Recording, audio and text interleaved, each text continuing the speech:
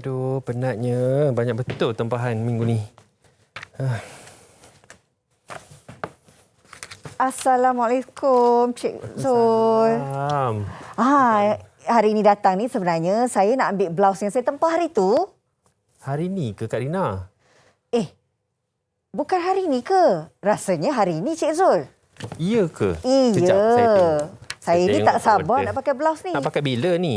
Nak pakai sebenarnya hujung minggu ni. Tapi kalau tak salah kita memang janji hari ni. Okey. Kalau ikut dekat sini, minggu depan lah Kak Rina. Alamak, minggu depan ke? Tak apa.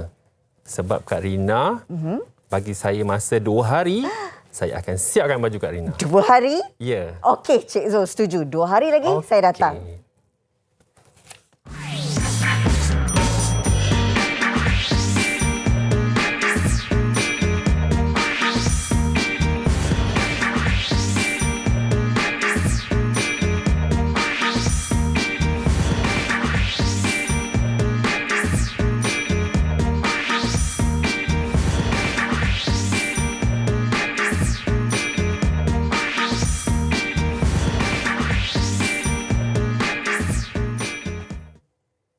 Assalamualaikum, selamat sejahtera kepada semua penonton-penonton di dalam Mahir Didik TV KPM. Hari ini bersama dengan Kak Rina, sebenarnya kita ada satu subjek yang sangat menarik untuk adik-adik, khususnya mereka yang berada di menengah atas.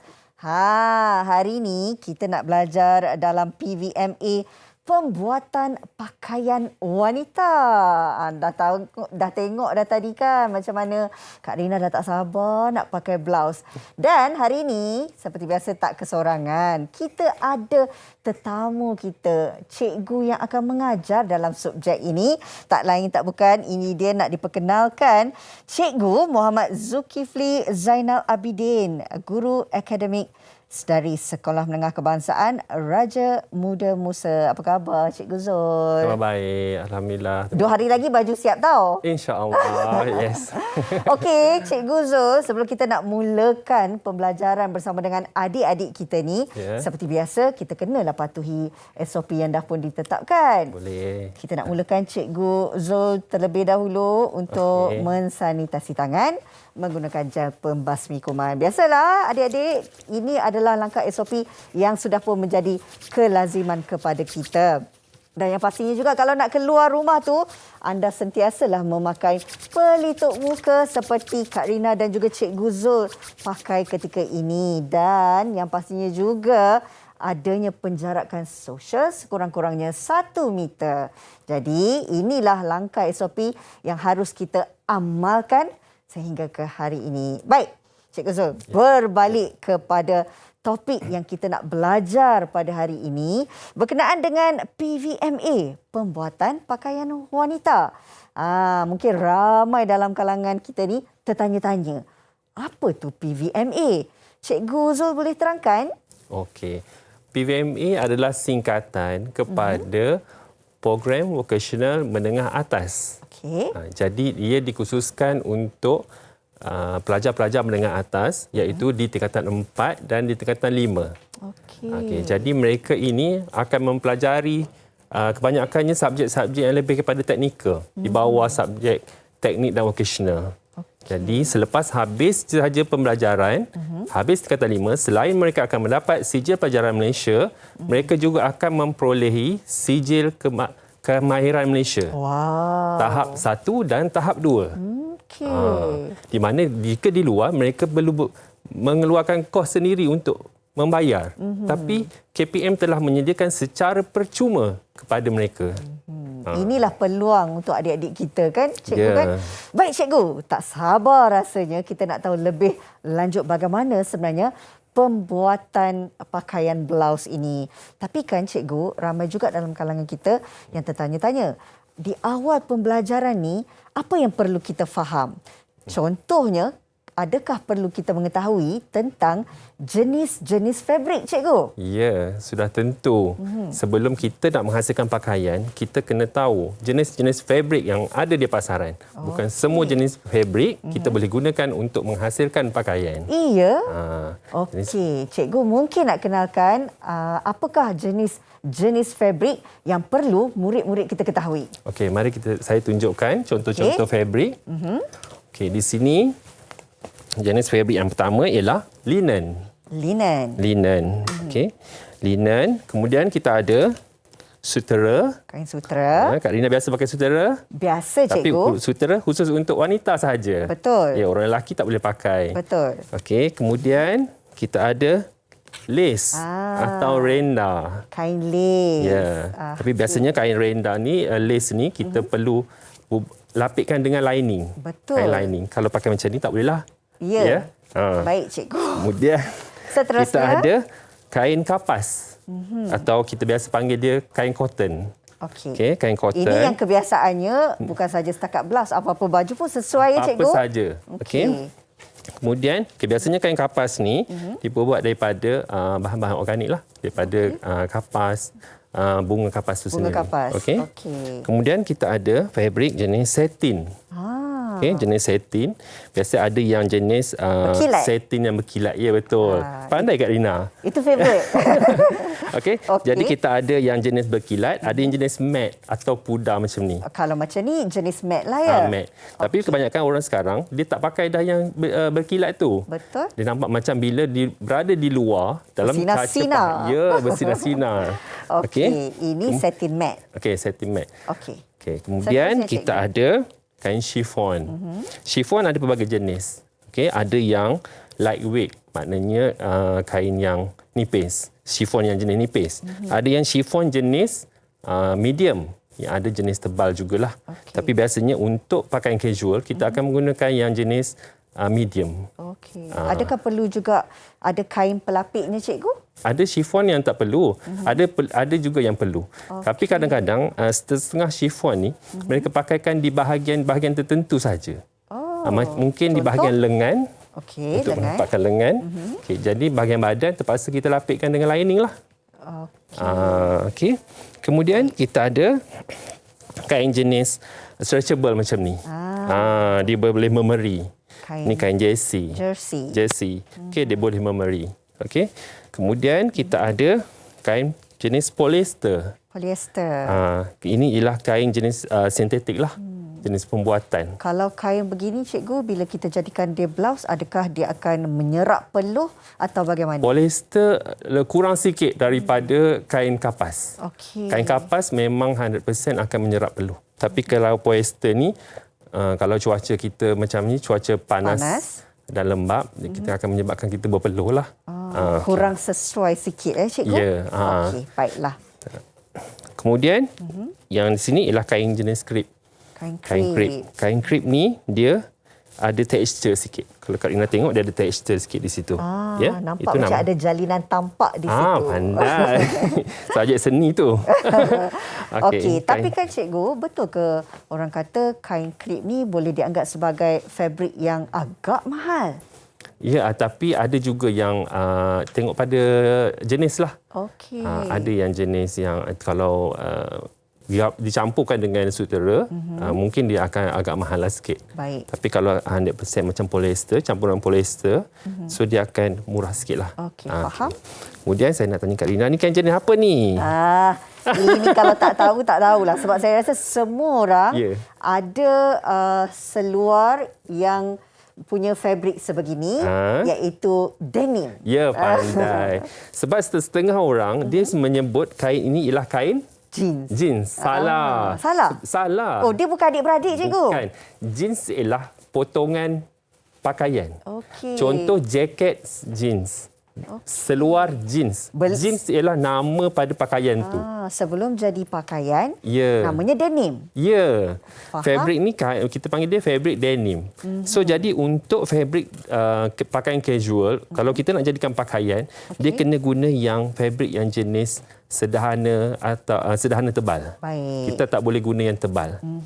Itu untuk jaket untuk kita tahan daripada sejuk ke, itu boleh pakai yang tebal. Okey, baik. Kita dah tahu jenis-jenis fabric murid-murid, tapi kita nak berehat terlebih dahulu, cikgu. Selepas ini mungkin cikgu juga akan terangkan ciri-ciri blouse. Sebab kita nak belajar blouse kan?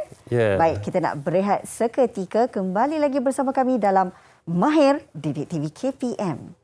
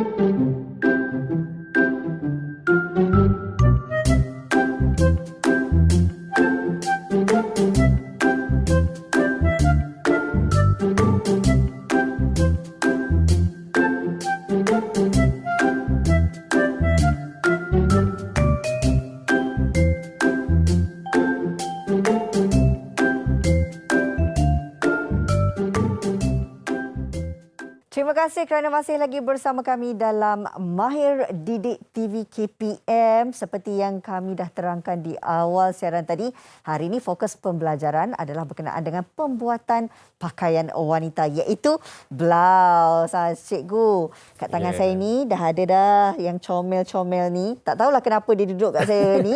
Tapi cikgu, tadi kita dah sentuh tentang jenis-jenis fabrik. Sekarang ni kita nak beritahu kepada murid-murid tentang ciri-ciri blouse, cikgu. Okey. Jadi kita akan terangkan macam yang berada di depan Kak Rina ialah blouse yang sedia ada ni. Okey, jadi kita nak kenal pasti ciri-ciri blouse tu sendiri. Okey, jadi saya nak minta Kak Rina bantu saya lah. Sebab itulah ada kat sini ni. Ya, sebab tu dia melekat kat tangan Kak Rina. Okey, jarum ni nak digunakan untuk apa, cikgu? Okey, saya dah sediakan label di belakang tu. Oh, okey. Yang berwarna kuning tu.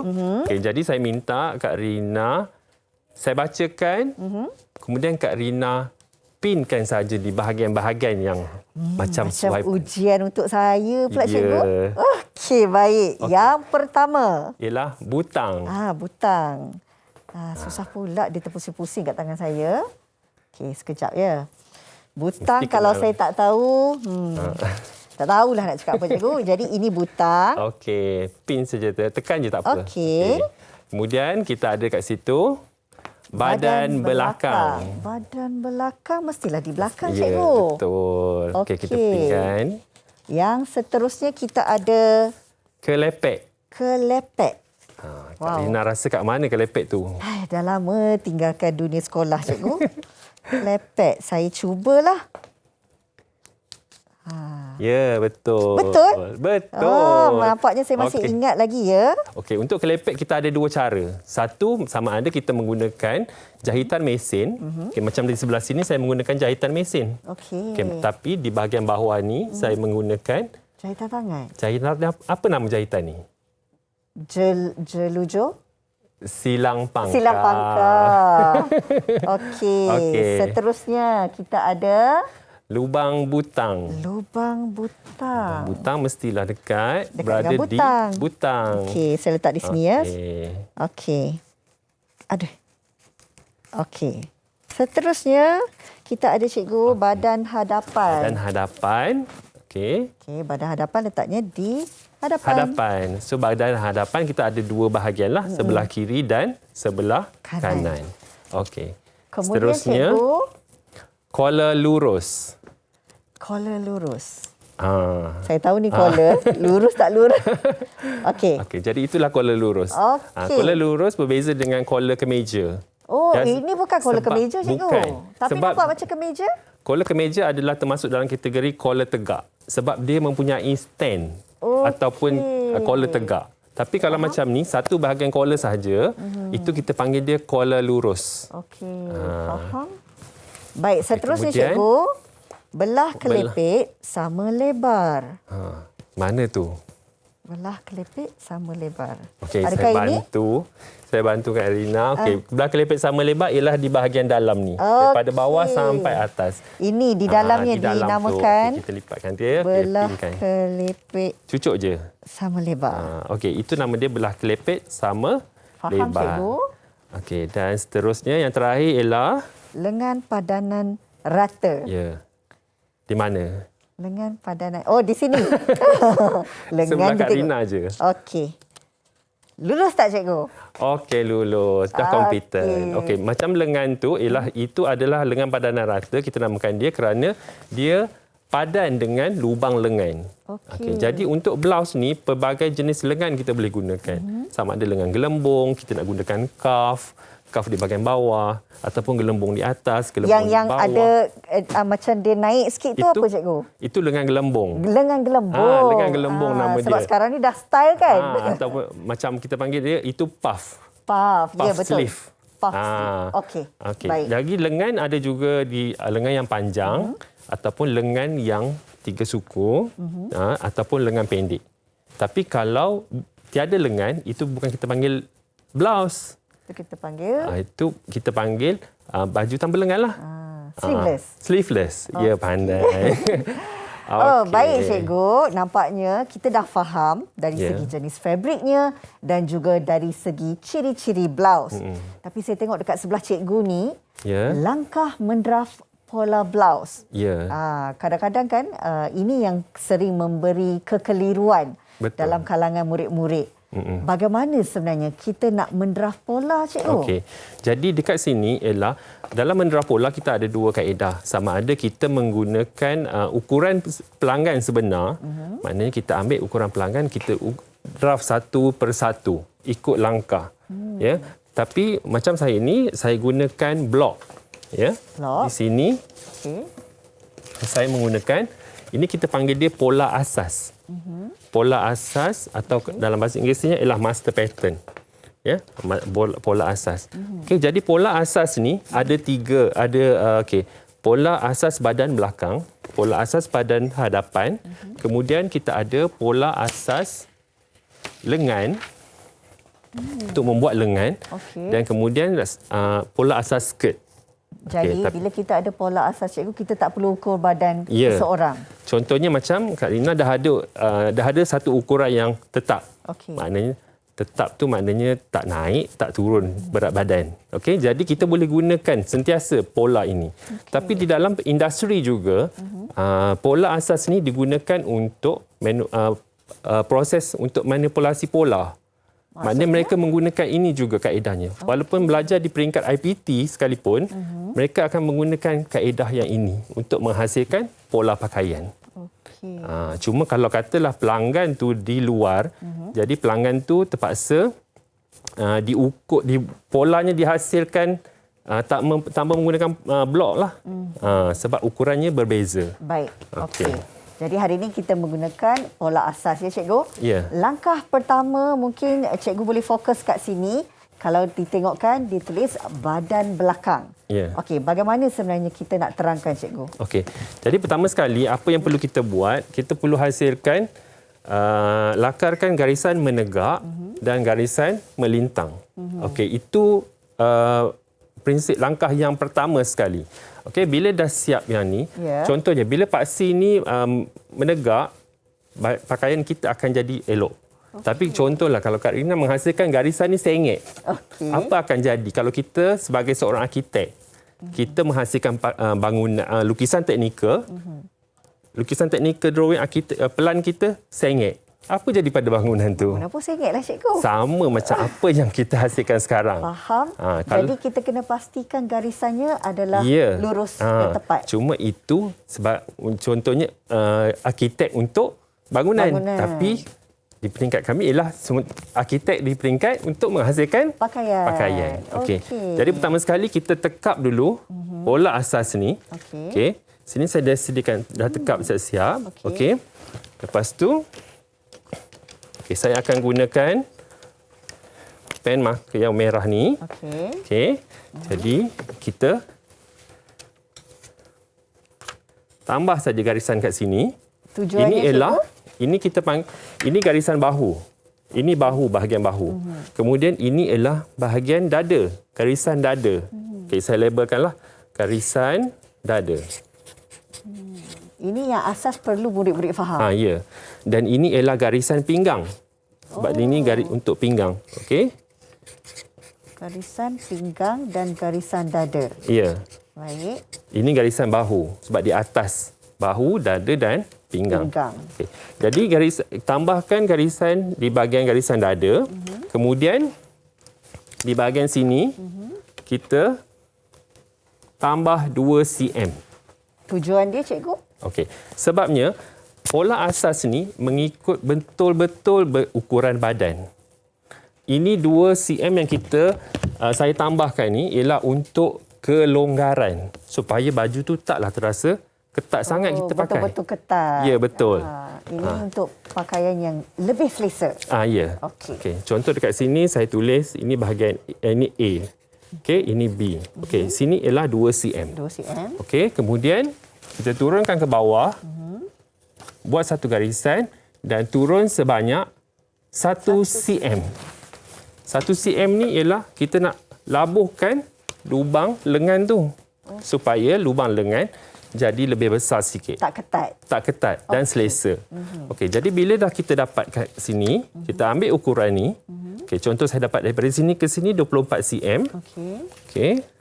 Sini kita labuhkan 24 cm. Maknanya kemudian kita teruskan saja. Yang kita tambah 2 cm tu, kita teruskan sampai ke bawah. Teruskan saja sampai ke bawah. Ikut labuh yang kita kehendaki. Dan garisannya juga mesti lurus. Ya, lurus. Supaya baju tu selari sama macam ni. Okey. Jadi bila kita dah dapat ni, kita boleh ukurlah berapa labuh baju yang kita nak. Macam kat sini, contoh saya ambil 70 cm. Kebiasaannya satu blouse normal labuhnya? Dari pinggang sampai ke paras punggung. Maknanya kalau paras pinggang tu, kalau kita angkat tangan, ternampaklah bahagian pinggang. Betul. Ya, tapi biasanya kita akan buat pakai labuh sampai ke paras punggung. Okey. Kemudian yang penting kita buat, kita tandakan 2 tempat. Tandakan 2 tempat supaya kita buat garisan tu, garisan yang lurus, selari.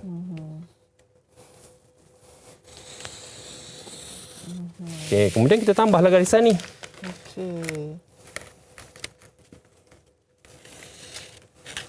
Okey. Jadi kita dah dapat badan belakang yang sebenarnya dah ditambah pun untuk memberi keselesaan pada pemakaian blouse ini, ya. Sini tadi kita jarakkan 2 cm, sini kita turunkan 1 cm.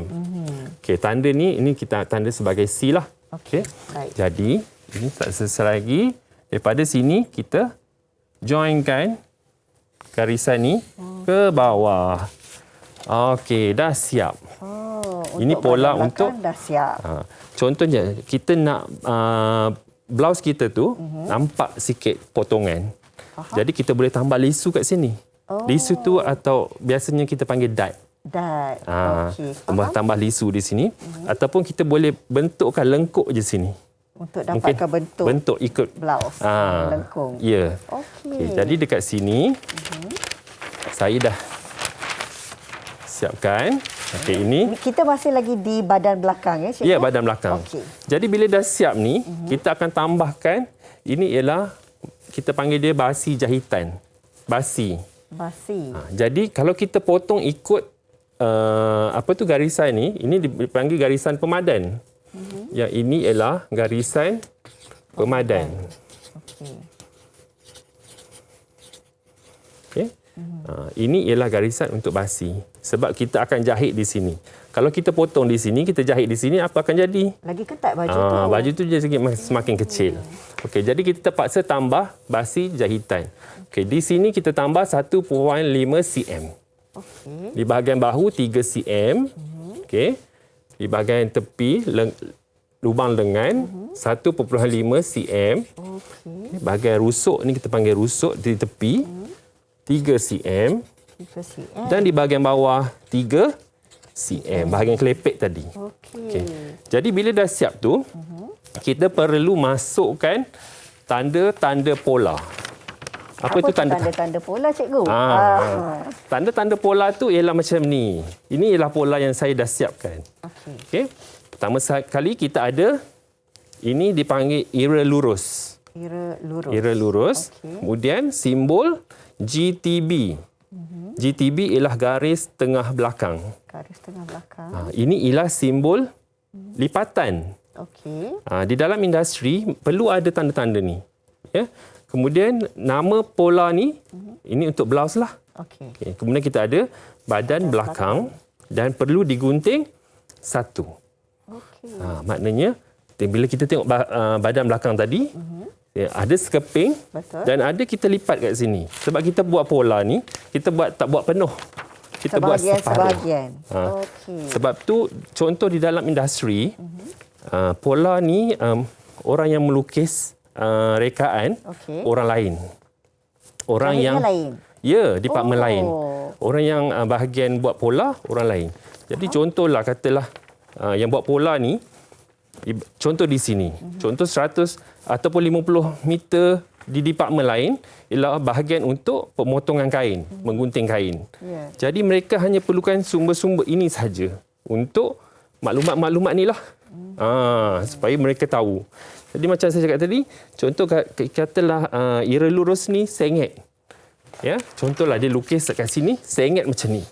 So kain tu akan sengit macam itulah.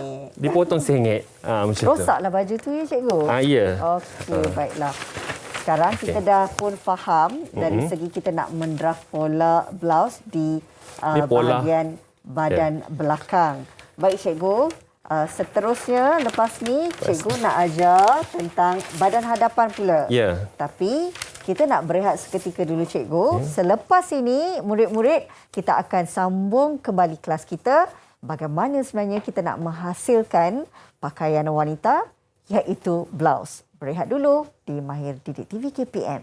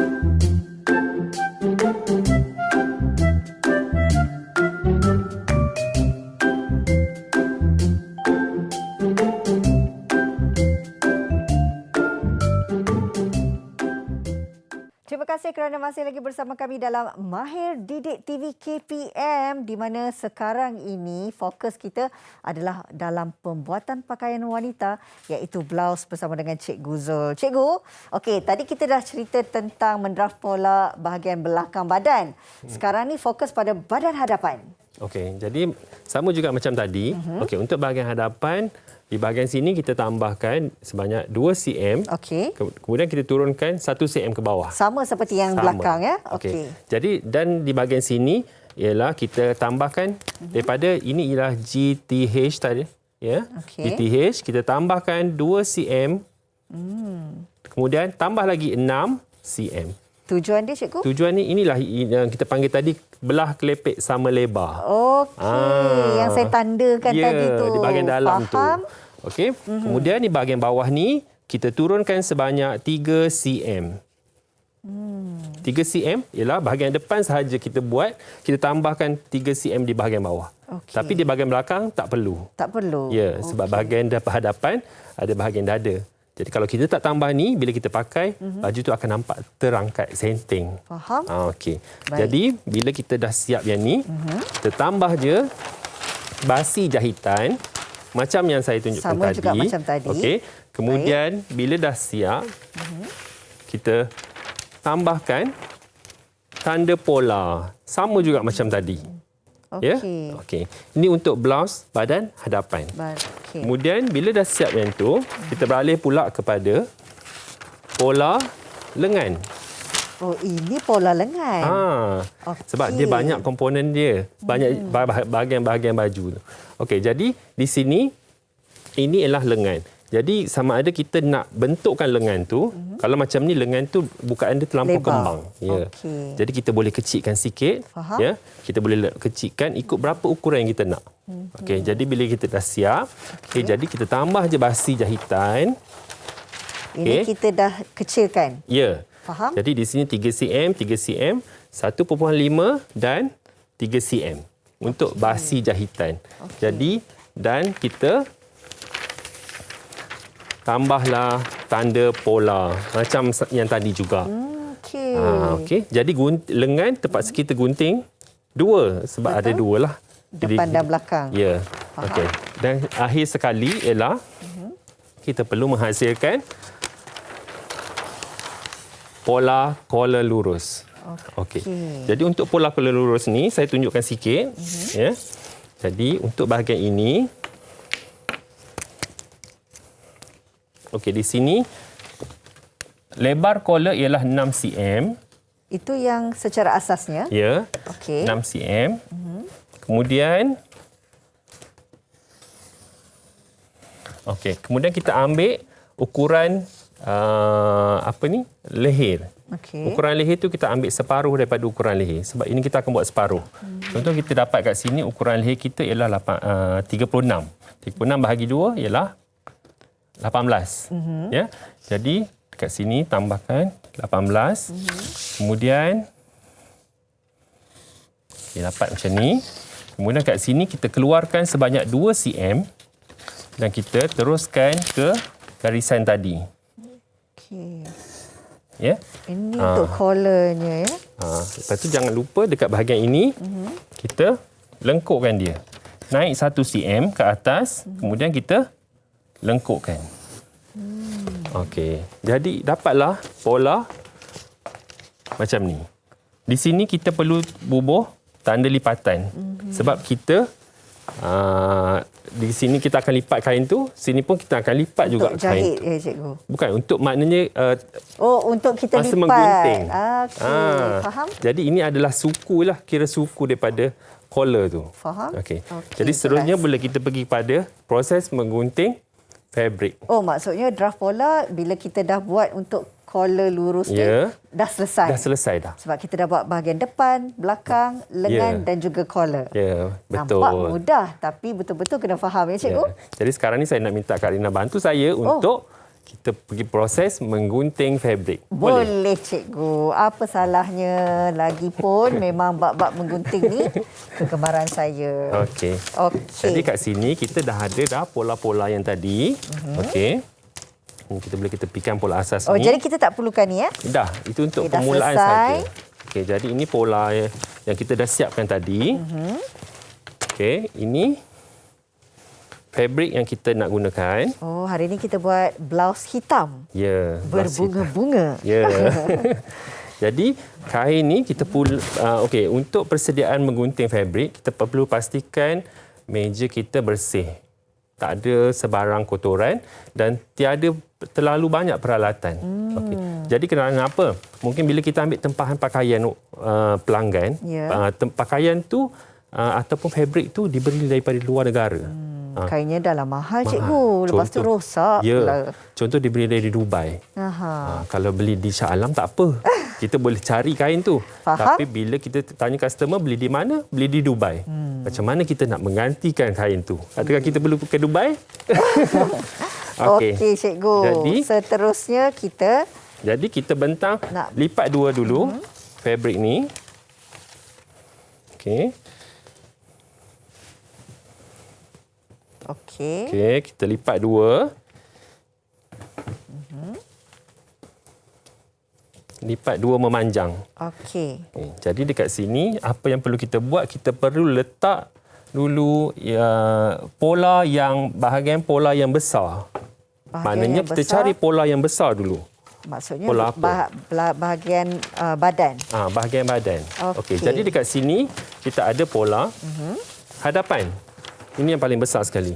Dan perlu gunting dua. Jangan salah potong, ya. Jadi bila kita gunting dua, maknanya kita letak di bahagian ini. Ya. Bahagian ini sebab ini ialah dah terpisah. Ya, dah terpisah. Ya, jadi dekat sini kita boleh dapat dua bahagian lah, ya. Dua bahagian. Kemudian kita letakkan bahagian belakang di bahagian lipat. Ni kita ada simbol lipatan ni. Itulah kita akan letak di bahagian lipatan. Dari segi peletakan pola pun kena betul, cikgu, ya. Kemudian barulah kita letak bahagian lengan dan akhir sekali yang bahagian yang kecil ialah bahagian collar. Jadi itulah cara-cara dia. Faham? Jadi proses mengguntingnya, kita nak mulakan gunting bahagian apa dulu, cikgu? Okey. Kita boleh kemudian kita boleh pin lah. Ya? Kita kena pin dulu. Pin dulu, tak boleh. Tak saya nak menggunting. Jadi jangan lupa ya murid-murid, sebab lepas kita dah atur pola ni di atas kain, kena pastikan dia tak bergerak lah, cikgu, kan? Baru senang proses menggunting tu. Kalau dalam studio ni memang tak ada angin, ya. Tapi kalau dekat luar, terbang-terbang kain dengan pola kita. Baik. Jadi saya tunjukkan contoh kat sini. Boleh. Bila kita nak menggunting kain, pastikan kita nak menggunting, jangan sesekali angkat fabric ni. Maknanya jangan angkat kain, bukan angkat kain kita ni. Ya? Angkat fabric yang nak digunting. Angkat fabric, jangan angkat kain. So maknanya kita biarkan sahaja dia terletak di situ dan kita guntinglah, ikutlah tepi kain tu. Sebab kita menggunakan peralatan yang tajam, cikgu. Jadi proses ni juga memerlukan murid-murid ni lebih berhati-hati, dengan menggunakan gunting ini. Okey. Jadi Kak Rina nak bantu saya menggunting? Boleh. Okey. Jadi saya nak terus menggunting. Menggunting di sini. Gunting ikut di sana. Saja. Jadi terpaksalah kita tukar tempat, cikgu? Boleh. Okey, maksudnya kita terus... ni yang saya takut ni, sebab kain ni beli kat Dubai, ya? Tak adalah. Rosak pula kain, cikgu. Cabar kali pertama nak gunting baju. Kali terakhir, masa di tingkatan 2, cikgu? Ya. Kalau Rina guna gunting yang tu. Yang mana? Yang tadi. Yang ni.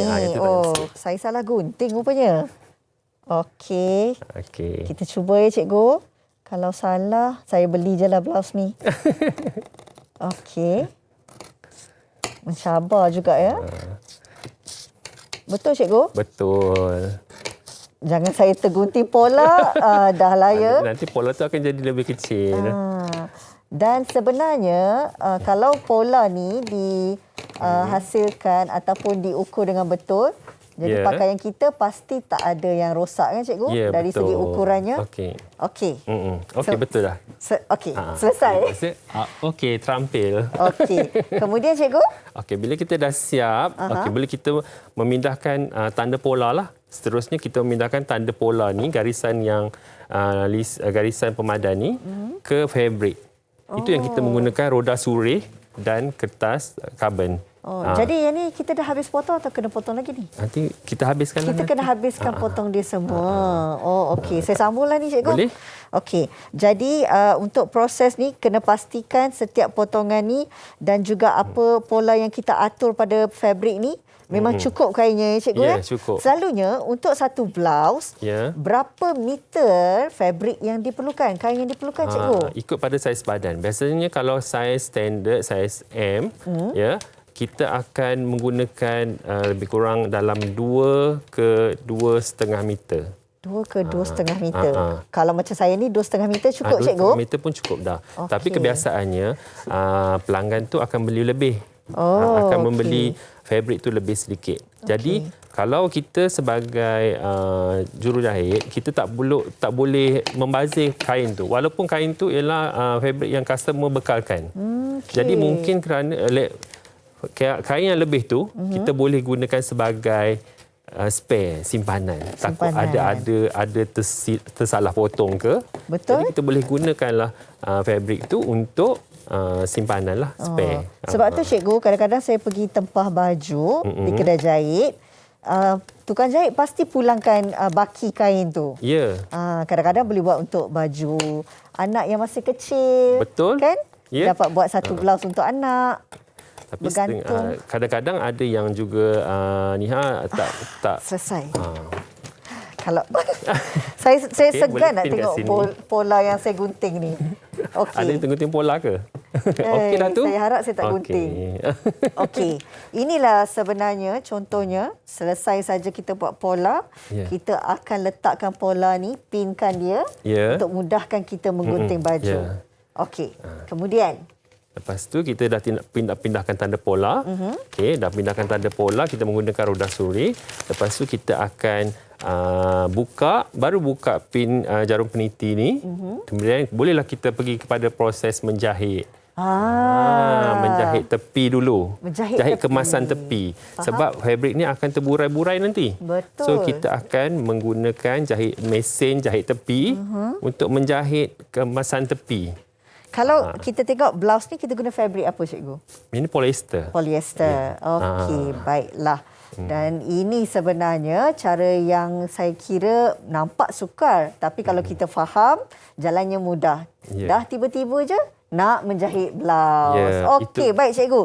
Lepas ni, cikgu akan ambil masa untuk jahit blouse secepat yang mungkin. Sebab kita nak tengok hasil dia. Boleh tak cikgu? Boleh. Jadi, kita nak berehat seketika kembali selepas ini di Mahir Didik TV KPM.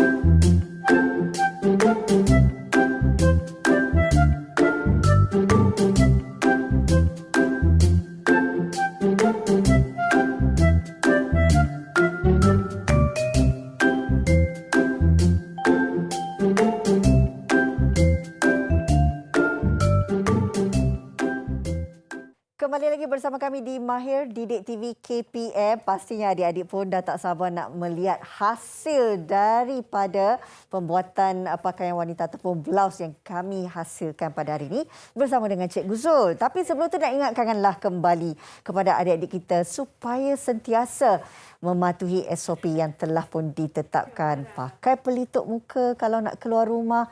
Pastikan tangan sentiasa disanitasi dengan gel pembasmi kuman.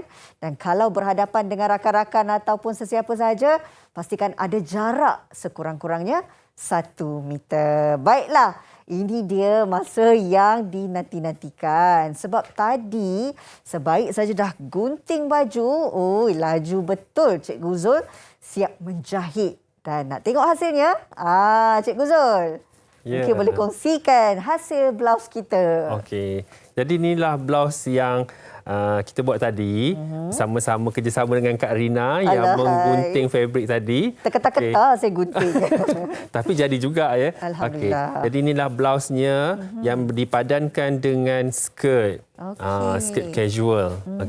Kalau kita tengok dekat sini, cikgu ada membuat sedikit penambahan pada lengan blouse ni ya. Ini atas kreativiti masing-masing, cikgu. Ya, betul. Okey, jadi untuk menampakkan lebih elegan, kita pakaikan dengan butang-butang yang mengikut kesesuaian warna skirt ni lah. Jadi blouse ni boleh dipadankan dengan skirt, seluar dan juga boleh dipadankan dengan jaket. Dan saya nak tanya satu soalan ni cikgu. Tiba-tiba terfikir pula. Katakanlah kalau kita ni baru kali pertama nak menjahit dan sebagainya kan. Apa tips cikgu untuk kita elakkan daripada baju kita itu rosak?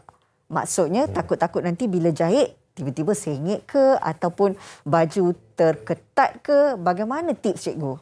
Okey. Jadi kalau tipsnya ialah pastikan semasa kita mendraft pola tu, pastikan pola tu betul-betul kiranya betul ukuran dia.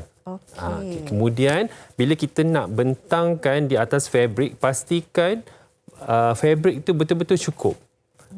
Jika contohnya katalah pelanggan tu membeli fabrik tu, membeli fabrik ukurannya tak mencukupi. Jadi kita perlu maklumkan pada pelanggan supaya mereka tahu yang fabrik yang mereka beli tu tak cukup. Sebelum itu proses yang kita perlu tahu. Kita ambil tahu sebelum kita menggunting. Jadi bila kita dah menggunting fabrik dan salah potong, salah gunting, jadi pelanggan akan menyalahkan kepada tukang jahit. Tukang jahit. Tapi kan cikgu, ada juga dalam setengah fabrik yang memerlukan sebelum ia digunting terlebih dahulu, kita kena cuci dia dulu. Betul ataupun tidak? Sebab ada yang mengatakan setengah fabrik ni dia boleh mengecut. Jadi apa pula pandangan cikgu berkenaan dengan situasi ini? Okey. Jadi bila kita dapat engineer fabrik yang macam tu, jadi kita perlu tahu sebab tu kita kena tahu ciri-ciri fabrik juga. Okey, jadi contoh macam fabrik jenis renda atau lace tadi. Okey, petua dia ialah kita perlu menggantungkan fabrik tu semalaman. Menggantungkan di hanger lah, penyangkut baju kita gantungkan semalaman. Jadi supaya fabrik tu boleh betul-betul jatuh. Kerana itulah kesilapan yang berlaku apabila mereka menggunting fabrik, kemudian bila pelanggan mengambil pakaian tu, mengambil tempahan, bila dipakaikan daripada daripada paras punggung terus rabuh jadi lebih melebihi paras yang dikehendaki. Kerana mereka tak menggantungkan dulu fabrik tu. Tapi macam fabrik-fabrik biasa seperti fabrik cotton, polyester, itu tak perlulah. Tak ada masalah. Senang diurus kain-kain macam tu. Jadi ilmu ni pun penting juga untuk mereka yang berada dalam industri ni cikgu ya. Okey. Ramai mungkin tak tahu cikgu sebenarnya pernah memenangi anugerah Jarum Berlian. Mungkin bolehlah cerita sikit pengalaman cikgu tu. Okey, pada peringkat awal memang sebelum saya mengikuti kursus ni, saya adalah jurusan sarjana muda di Universiti Teknologi Mara. Dalam bidang fashion. Jadi saya telah mempelajari selama 4 tahun lah untuk mendapat ijazah ni. Jadi pada peringkat awal memang sebagai seorang lelaki, saya lelaki dan saya memasuki jurusan atau bidang yang lebih kepada bidang wanita. Pada peringkat awal memang akan berasa malulah. Tapi bila kelamaan, saya merasakan yang saya bangga yang saya seorang lelaki, saya mampu menghasilkan kerja-kerja yang dihasilkan oleh wanita. Saya pun rasa berbangga sangat dapat bersama-sama dengan Cikgu Zul yang banyak pengetahuan dan juga pengalaman. Apatah lagi dalam dunia pendidikan ni 16 tahun katanya. Betul cikgu? Okey cikgu, nampaknya kita pun dah sampai ke penghujung siaran. Sedikit rumusan daripada cikgu daripada proses pembelajaran kita untuk 1 jam ini. Okey. Jadi untuk hari ini kita telah mempelajari jenis-jenis fabrik, kemudian kita dah mempelajari ciri-ciri blouse yang boleh kita gunakan untuk menghasilkan blouse. Lepas tu kemudian kita juga boleh menggunakan kemahiran-kemahiran yang kita ada ni untuk diguna pakai. Contoh di musim-musim PKP ni. Betul kan? Betul. Jadi musim PKP ni kita duduk di rumah saja. Jadi kita boleh gunakan kemahiran yang kita ada ni untuk menjana pendapatan. Setuju, cikgu. Ya. Sambil-sambil saya mengajak, saya PDPR di rumah, saya juga di malam hari, selepas habis waktu berehat, saya akan menggunakan masa tu untuk saya menghasilkan pakaian tempahan. Wow. Seronoknya, banyak sekali ilmu cikgu, kemudian dapat pula berkongsi dengan pelanggan-pelanggan yang lain. Apapun, terima kasih banyak-banyak Cikgu Zul bersama kita hari ini yang memberi ilmu dalam pembuatan pakaian wanita, khususnya hari ini kita beri fokus bagaimana kita nak buat blouse. Harapnya murid-murid kat rumah, adik-adik kita hari ini dapatlah ilmu yang mana dapat adik-adik sendiri cuba dekat rumah. Kalau kat rumah tu ada kain ke apa, bolehlah cuba buat blouse. Betul tak, cikgu? Ya, betul. Baik, itu saja yang sempat kami bawakan hari ini dalam Mahir Didik TV KPM. Jadi jumpa lagi. Pastikan selalu jaga diri anda. Assalamualaikum. Bye.